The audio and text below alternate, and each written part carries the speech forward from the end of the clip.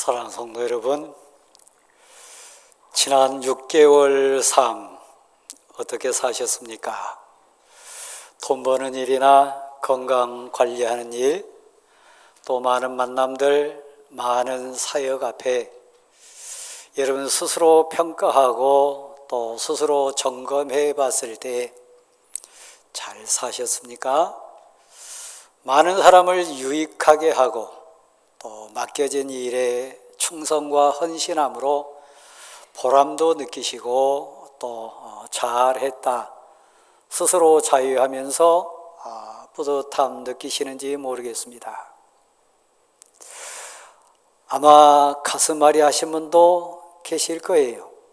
세상 기준에 비춰보면 내 인생 농사가 참 안타깝다, 아파하신 분도 계실 거고, 특별히 사랑하는 자 앞에 섰을 때 내가 도움이 되기보다는 부담이 된 인생이었다, 그렇게 스스로를 안타깝게 여기면서 지금 앉아 계실 분도 계실 겁니다.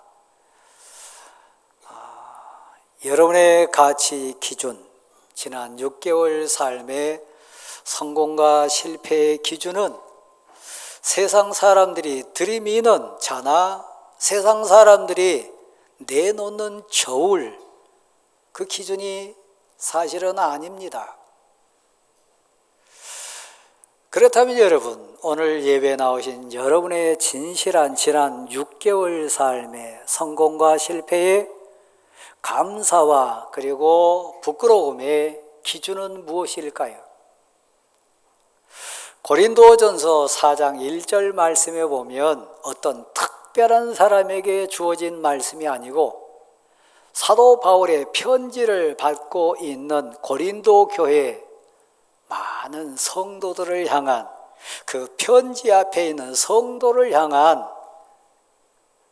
기준점을 이렇게 얘기합니다. 사람이 마땅히 우리를 그리스도의 일꾼이요 하나님의 비밀을 맡은 자로 여길지어다. 나를 만난 사람들이, 나와 함께 지난 6개월 생활했던 삶의 현장에 있던 이웃들이, 그들이 마땅히 나를 보고 돈 잘 버는 사람, 멋지게 생긴 사람, 환경이 좋은 사람, 그런 기준이 아니고 사람이 마땅히 우리를 그리스도의 일꾼이라, 저 사람은 그리스도의 일꾼 된 사람이라, 하나님이 저 사람을 통해서 하나님이 일하신다, 저 사람은 하나님의 비밀을 간직하고 있는, 위로부터 임하는, 하늘에서 임하는 하나님의 능력을 받아가지고 하나님의 뜻을 이루어내고 하나님 나라를 이루어내는 하나님의 비밀을 간직한 사람이다. 그 기준으로 여러분 삶을 한번 비춰본다면 그리스도의 일꾼 되셨나요? 나를 통하여 내가 거하는 곳이나 만나는 만남이나 내가 행하는 모든 사역 앞에서 하나님의 일을 얼마만큼 은혜스럽게 잘 감당하셨습니까? 당신은 하나님의 비밀을 간직한 사람입니다. 기도의 능력이 있어요. 말씀이 내 가슴에서 역사해요.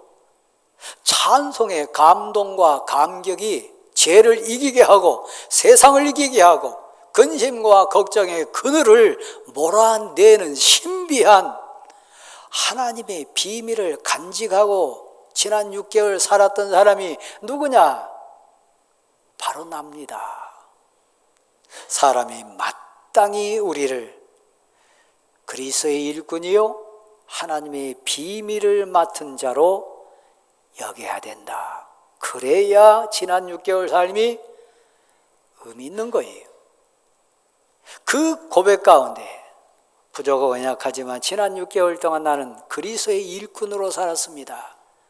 돈을 버는 것도, 환경을 가진 것도, 여러 만남을 가진 것도 궁극적으로는 그것을 통해 하나님의 일을 했습니다. 그거요. 그리고 여러분 가슴에 샘솟는 신앙의 본질, 믿음의 영역이 여러분 삶을 통해 드러났느냐 이야기입니다. 세상 사람들이 찾는 가치나 세상 사람들이 평가하는 기준에 살았다면 사실 우리는 제일 불쌍한 사람일 겁니다. 하나님이 우리를 하나님의 사람으로 인정해 주셨어요. 하나님이 우리 안에 위로부터 임하는 능력을 넣어 주셨어요. 그래서 사람은 할 수 없고 세상 가치로는 할 수 없지만 내게 능력 주시는 하나님이 나를 쓰시면, 나와 함께 하시면 내가 이걸 할 수 있습니다. 그래서 지난 6개월 삶의 현장을 딱 서로에게 내놓고 고백할 때 이것도 하나님의 은혜였습니다. 이것도 하나님의 사랑이었습니다. 하나님이 이렇게 역사하셨습니다. 그래서 너무 설레고 기쁩니다. 나 같은 인생을 하나님이 쓰셔가지고 이렇게 하나님의 영광을 드러내 주셨습니다. 이것은 제 가족 앞에, 성도 앞에, 나를 아는 이웃들 앞에 내가 내놓는 가슴 뛰는 간증입니다. 그 간증의 인생으로 6개월 살았다면 행복한 사람이요. 요한복음 21장 15절부터 25절까지 말씀 여러분에게 또 한 번 권합니다. 그곳에 가보면 우리와 너무 닮은 한 사람이 감격 속에 하나님 앞에 서서 고백하는 장면을 만나게 됩니다. 저 갈릴리 인생 되었던 베드로요. 우리보다 감정 기복이 더 심합니다. 하루는 막 하늘처럼 올라갔다가 저 지옥에 떨어진 것처럼 널뛰게 하는 변덕꾸러기가 이 베드로였습니다. 그는 잘 배운 사람이 아니었습니다. 환경 좋은 사람도 아니었습니다. 그런데 웬 은혜인지 그가 우리 주님 예수 그리스도께 제자로 부름을 받았습니다. 제가 인용했던 고린도전서 4장 1절 표현으로 해석하면 나는 너를 그리스도의 일꾼으로 인정한다. 너는 하나님의 비밀을 안고 살 인생이다. 너에게 하늘의 능력이 임할 거다. 너가 하나님의 뜻을 이루어낼 거고 너는 하나님을 증거하며 사는 간증의 인생이 될 거다. 내가 너를 불렀다. 내가 너를 택했다. 그리고 너를 내 사랑하는 자 앞에 내가 세웠고 내가 그렇게 사랑하고 그렇게 귀하게 여기는 심지어는 내 외아들까지 내놓으면서 구하기 원했던 내 사람, 하나님의 사람을 너에게 붙여놨다. 저는 일부 예배 때 시간적인 여유를 가지고 좀 더 길게 설교를 했습니다. 하나님이 베드로를 모르셨나요? 정확하게 아셨어요. 그의 부족함도 아셨고 그의 태생도 아시고 그의 못난 기질도 아시고 불순종하고 많이 넘어질 것도 아셨어요. 그런데 그를 택하셨어요. 부르셨어요. 부활하신 다음에 승천하기 바로 직전 삶 속에 그 베드로를 불러 세워놓고 다짐을 받으시고 명한 내용입니다. 6개월을 살아내신 하나님이 진정 쓰시기 원하고 사랑하는 성도 여러분, 베드로야, 너 나 진짜 사랑하냐? 저 사람들보다 더 진짜 너가 나를 사랑하냐? 우리 주님 예수 그리스도께서 베드로를 붙들고 확인하신 것은 외모가 아니었습니다. 지식 수준도 아니었습니다. 가지고 있는 환경 묻는 것 아니었습니다. 왜요? 하나님이 능력이었고 하나님의 비밀이 그의 힘이었고 하나님의 역사하심이 그 인생의 전부였기 때문에 환경이나 배경이나 외모나 지식이나 돈 아니었습니다. 베드로야, 너 진짜 나 사랑하냐? 예, 사랑합니다. 그러면 베드로야, 내 어린 양 너에게 부탁한다. 내 어린 양을 먹이라. 거기서 말하는 어린 양 개념은 생물학적인 나이 어린 양 얘기하는 거 아닙니다. 약한 양이요, 불쌍한 양이요. 너가 진짜 나 사랑한다고 하니까 내가 정말 아끼고 정말 너 아니면 안 될, 그래서 너를 내가 너무 잘 하니까 너의 그 사랑 고백에 의지해서 내가 너에게 내 사랑하는 자를 부탁한다. 그는 내 어린 양이다. 내 어린 양을 먹이라. 여기 눈물 흘리면서 앉아있는 아내들이 있어요. 이 자리 아픈 가운데 하나님을 붙들고 기도하는 남편들이 있어요. 약한 아들 때문에, 아픔 당하는 내 딸 때문에 눈물 흘리면서 하나님 앞에 울부짖는 부모님들도 계세요. 여러분이 남편이 됐든 아내가 됐든 아들과 딸이 됐든 저로 얘기하면 제 부족함을 하나님은 정확하게 아세요. 베드로를 아셨던 것처럼요. 네, 하나님이 사랑하셔서 제게 사랑 고백 받으시고 제게 신앙 고백하신 다음에, 하게 하신 다음에 제게 맡겨주신 하나님의 사람들이 있어요. 베드로야, 너 나 사랑하냐?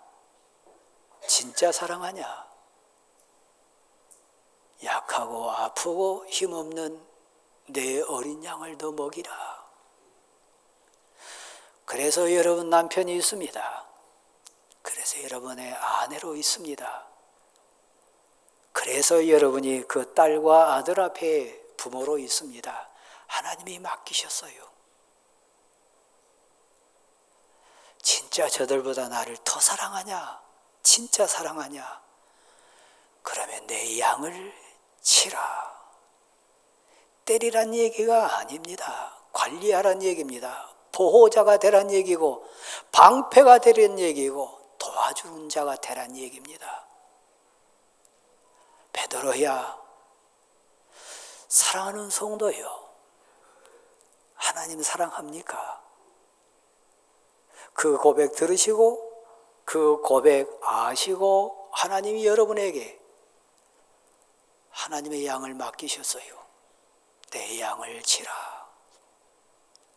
하나님이 여전히 또 묻습니다.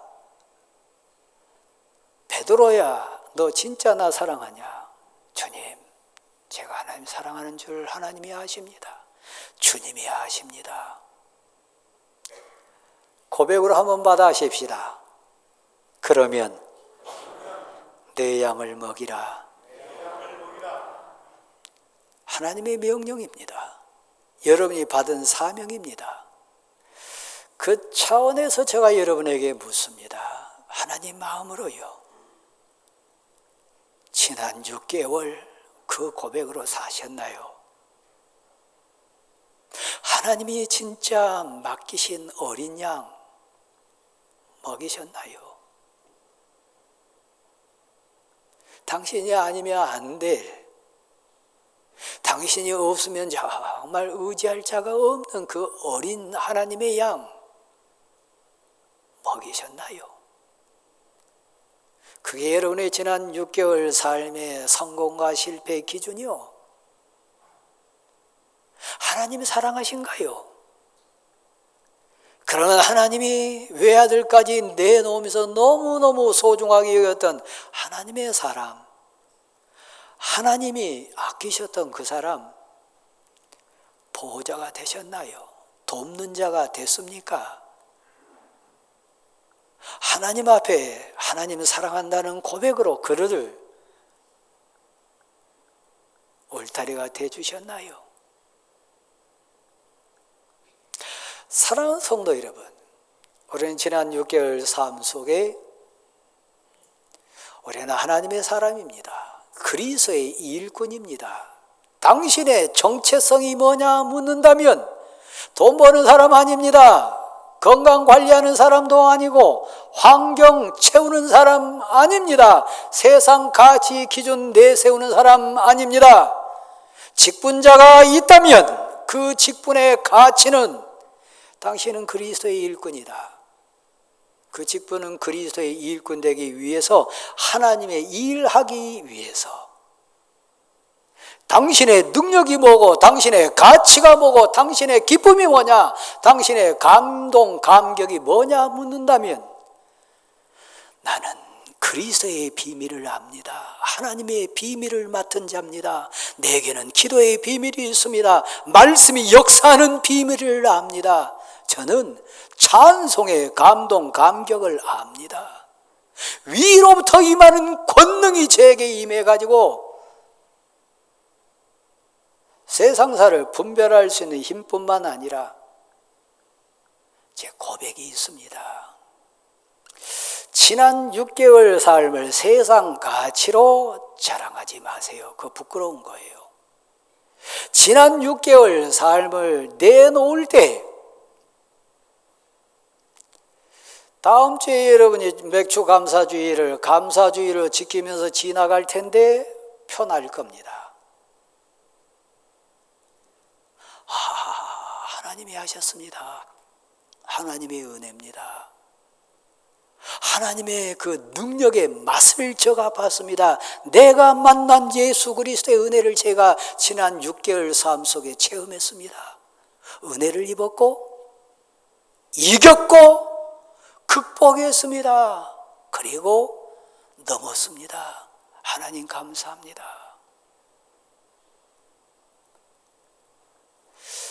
사랑하는 성도 여러분, 요한복음 2장 말씀을 제가 다시 한번 여러분에게 권합니다. 후반부에 가보면 하나님의 사람 나다나엘이 나옵니다. 그런 갈릴리 인생이었어요. 별 볼 일 없는 인생이었어요. 근데 웬 은혜인지 하나님이 복을 주셔가지고 하늘을 사모했습니다. 하나님의 능력을 사모했습니다.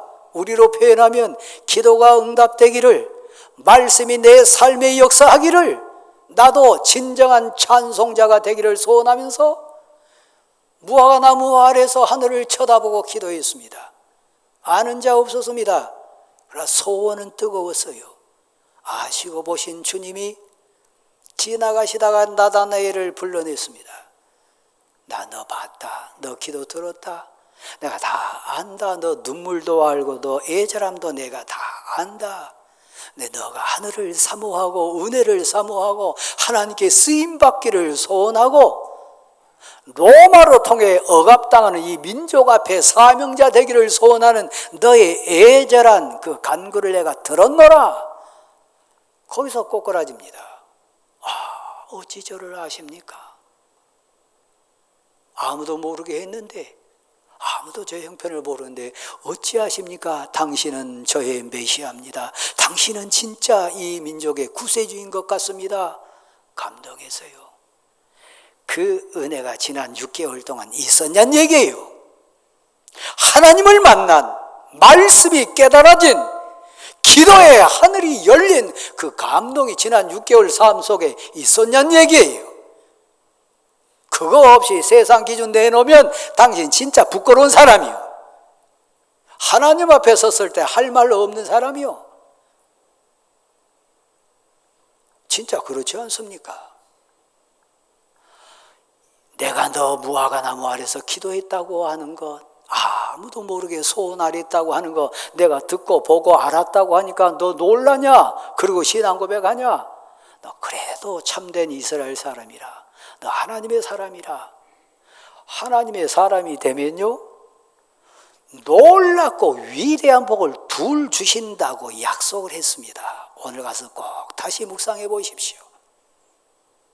지난 6개월 삶 속에 그 두 가지가 있었는지 없었는지 보세요. 그렇지 않다면 당신은 하나님의 사람 아니요. 그런 인생이요. 첫 번째요, 너에게 하늘이 열리리라. 믿음의 눈이 열리는 거요. 믿음의 귀가 열리는 거요. 마음 문이 열려서 하늘 음성이 들리는 거요. 하나님의 말씀이 깨달아지는 거요. 신앙은 체험입니다. 지난주에 제가 겹불 째는 신앙, 그 부끄러운 거라 그랬습니다. 내가 만난 하나님, 나의 하나님, 내 눈물을 보시고 내 아픔을 들으시는 하나님, 그때 내게 진정 하나님은 위로자 되시고 그때 진정 주님이 계시기 때문에 나 든든합니다 고백할 수 있는 사람이요. 신앙은 이론이 아닙니다. 체험입니다. 거룩한 고백의 선포입니다. 간증이요. 하늘문이 열리는 거요. 말씀이 깨달아져요. 예수님이 믿어져요. 신앙의 영역이 인정돼요. 믿음 생활한 그 비밀이 깨달아져요. 그래서 하나님의 비밀을 맡은 사람이 돼요.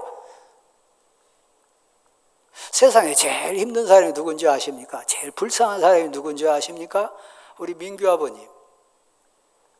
그리고 삼촌 되신 분, 절 보세요. 믿으려고 해도 안 믿어지는 거예요. 그만큼 답답한 게 어디 있습니까? 다른 사람들은 교회 다니면서 아멘하고 막 찬양하고 내 나이 또래 된 사람들 막 은혜로 충만한 사람이 있는데 나는 맹숭맹숭하고 교회 와도 별 재미도 없고 신앙생활한 게 무슨 취미생활한 수준으로 하고 뭐 학원 끊듯이 교회를 끊었다 등록했다 하는 사람이 있고 하늘이 열리지 않는 사람이요. 저는 아들이 목사입니다. 사위가 목사입니다.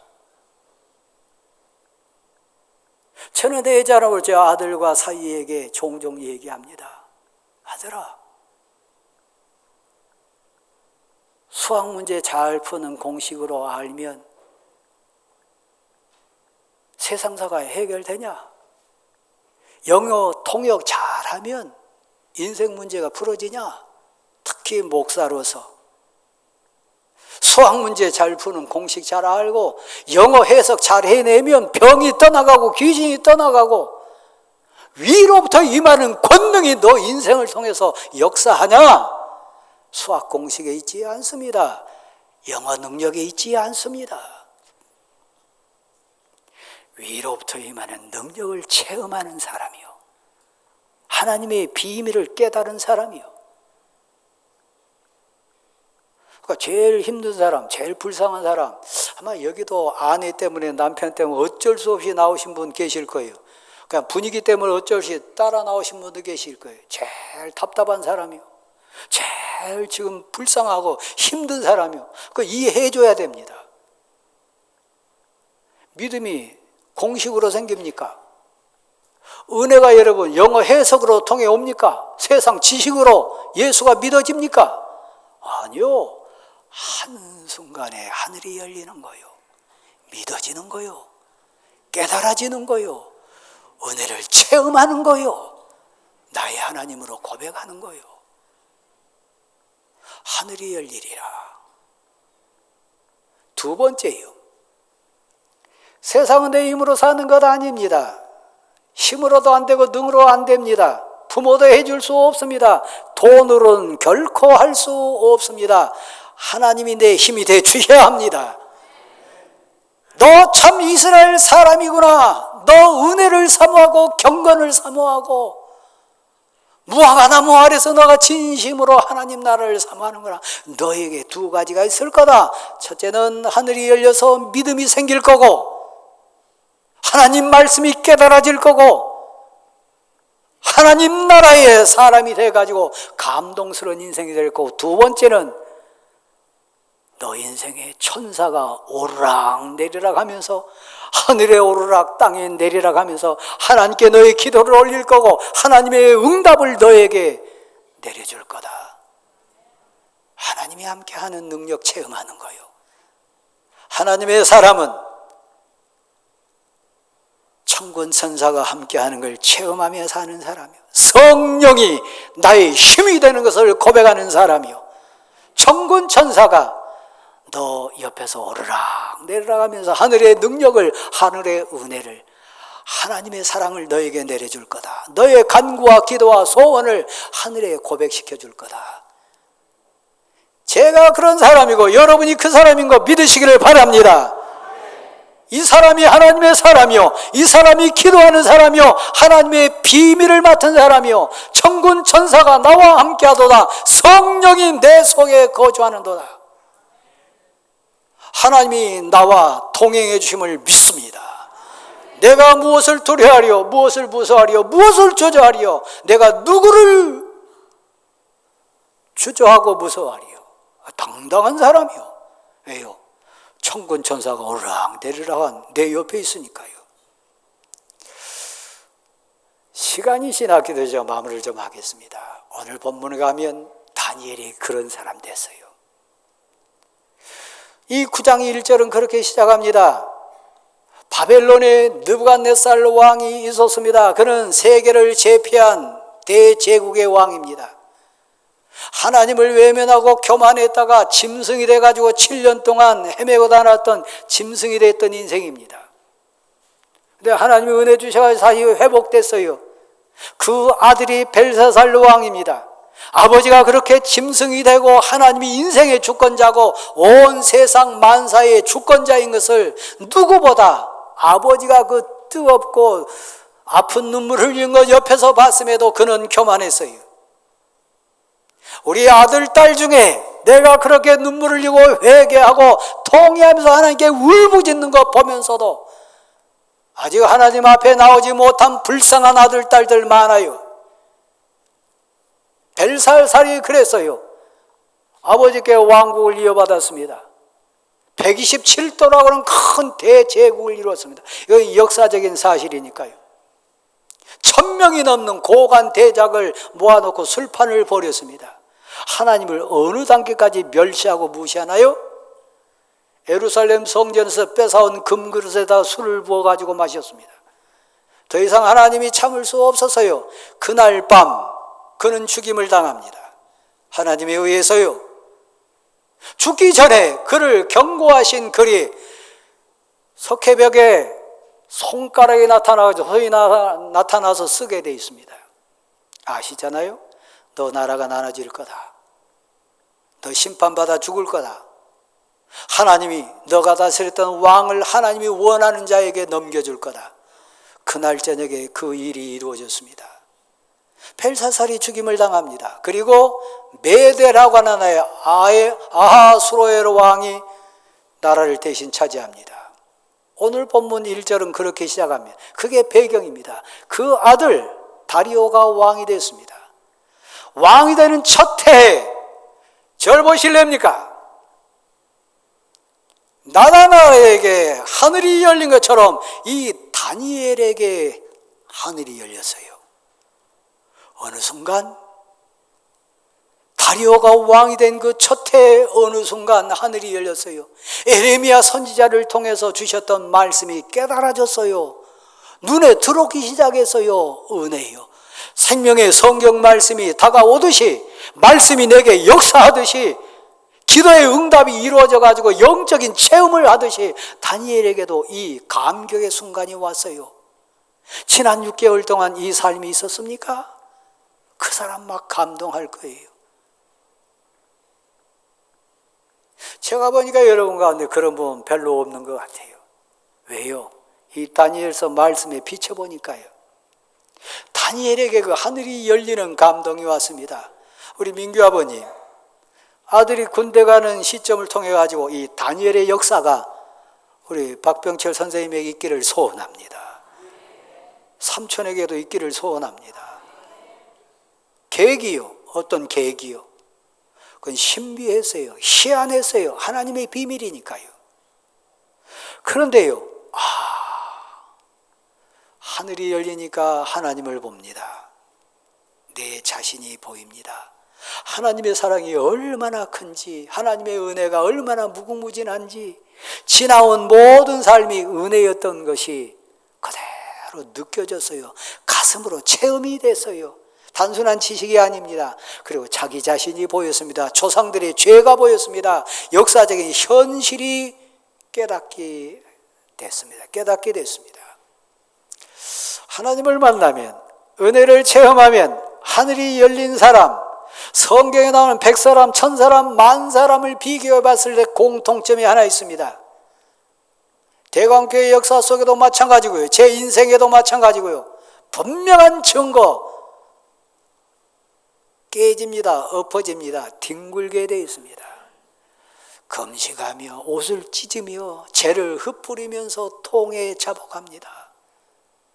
하나님의 사랑이 너무 커서, 내 죄가 너무 추해서, 하나님의 심판이 너무 무서워서 금식하며 옷을 찢으며 죄를 흩뿌리면서 통에 자복하는 회개 자리로 나갑니다.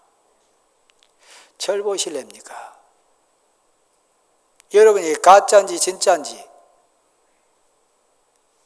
여러분이 진짜 하나님의 비밀을 안고 사는 사람인지, 겉불신앙인지, 형식적인 신앙인지 믿음의 차를 들이대보는 거예요.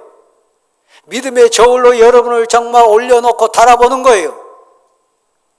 다니엘이 통에 작업하면서 뜨거운 눈물을 흘리면서 뒹굴면서 하나님께 회개했던 기도 순간이 지난 6개월 동안 있었나요?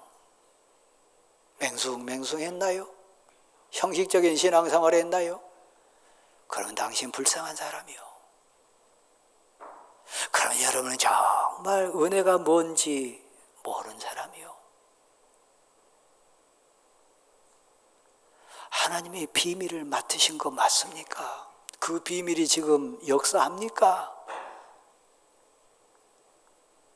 여러분을 책망하기 위해서 드린 얘기가 아닙니다. 우리 믿음의 자와 믿음의 저울로 내 현실을 보자고 하는 거예요. 성경에는 창세기부터 계시록까지 가는 수많은 그 모든 은혜 체험하고 하나님을 만난 사람들, 하나님 은혜 속의 고백자들, 단 한 사람이라도 예외에 있던가요? 없습니다. 하늘이 열리면요, 회개하게 되어 있습니다. 뜨거운 눈물을 흘리면서 하나님께 엎드리게 되어 있습니다. 지난 6개월 동안 그 삶이 있었냐는 얘기입니다.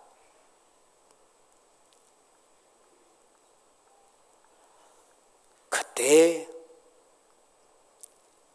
사명을 그때야 새롭게 느낍니다. 저는 6남매 대표서 대학을 다닌 사람입니다. 제 부족함, 연약함 여러분이 너무 잘 아십니다. 제가 38, 9의 대광교회 담임 목사가 됐습니다. 지금 60대 목사입니다. 지금도 많이 헤매는데 38, 9살 된 목사가 와서 얼마나 많이 헤맸겠습니까?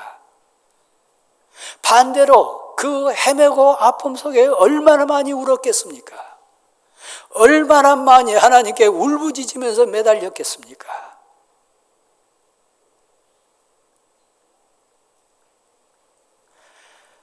하나님을 만나면 제 고백이요, 부끄러운 고백이요, 하나님께 많이 절규하며 울었습니다. 하나님, 저를 좀 떠나게 해달라고, 좀 도망갈 수 있는 길을 열어달라고, 하나님 이제 좀 저를 멈추게 해달라고, 이 사역에서 저를 자유케 해주세요. 때로는 생명을 건 금식 기도하면서 울부짖을 때도 많았습니다. 정아, 내가 있지 아니하냐. 그 응답에서 돌아오고 했던 때가 몇 번 있었습니다. 사랑하는 성도 여러분, 하나님 만나면, 하늘 열리면, 하나님의 음성이 다시 들리면 회개가 있고, 그 다음이요, 제가 제 가족 얘기를 했습니다. 다니엘이 그래서요, 총리로 있는 거 민족이 다 합니다. 이름만 총리지 사실 민족을 위해서, 나라를 위해서, 동포를 위해서 할 수 있는 게 많지 않았어요. 하늘이 열리니까요, 방법이 생각났습니다. 주여 들으소서, 주여 구하소서, 주여 불쌍히 여기소서, 우리 민족을, 내 나라를 사랑하는 자를 하나님께 부탁합니다. 하나님께 기도할 수 있는 힘을 얻는 겁니다. 저는 여동생이 하나 있는데요, 제 대학 가기 위해서 제 여동생이 고등학교 2학년 때 고등학교를 양보를 했습니다. 결코 쉬운 일은 아닙니다. 그 동생뿐만 아니라 나머지 형제들이 다 그렇게 저를 위해서 희생했습니다. 제가 대학 졸업하고 목회자가 됐지 않습니까? 어느 날 제 여동생이 의제 한국인이 돼가지고 방송통신대학 입학자가 됐습니다. 저를 위해서 희생했기 때문에 그 학비를 누가 내야 됩니까? 제가 했어야 됐어요. 근데 제 코가 석자라 저는 하지 못했습니다. 지금도 마음의 짐이고 아픔입니다. 여러분 가운데도 그런 분 계실 거예요. 근데 제가 깨달은 거요, 아는 거요, 다니엘이 이해되는 거요, 하늘의 하나님께 무릎을 꿇습니다. 우리나라를, 내 사랑하는 민족을, 내 사랑하는 형제를 주여 도우소서. 하나님이여 지켜주소서. 하나님이여 형통케 하소서. 우리가 하나님의 사람이라면, 하늘문이 열리고 하나님의 비밀을 깨달은 하나님의 사람이라면, 하나님이 우리에게 주신 최고의 무기, 최고의 복, 줄 수 있는 최고의 은혜가 있습니다. 하나님께 기도하는 거요, 하나님께 의탁하는 거요. 그래서 저는 새벽마다 기도합니다. 부족하고 연약하지만 제가 여러분의 담임 목사입니다. 저는 여러분에게 줄 수 있는 게 많지 않습니다. 하나님 주신 거요. 종아, 나를 사랑하냐? 베드로야, 진짜 저 사람보다 나를 더 사랑하냐? 내 어린 양을 먹이라. 내 양을 치라. 내 양을 먹이라. 여러분의 아내, 당신의 남편, 당신의 아들과 딸, 하나님이 사랑하셔서 당신에게 맡긴 하나님의 사람, 그 사역 감당하십시오. 줄 수 있는 것 없을 때 다니엘이 했던 것처럼 하나님께 엎드려 울부짖으며 기도하십시오. 주여 구원하소서. 주여 도우소서. 이 황폐한 상황을 보시고 힘을 주소서. 기도하는 여러분이 다 될 수 있기를 간절히 소원합니다. 일어나십시오.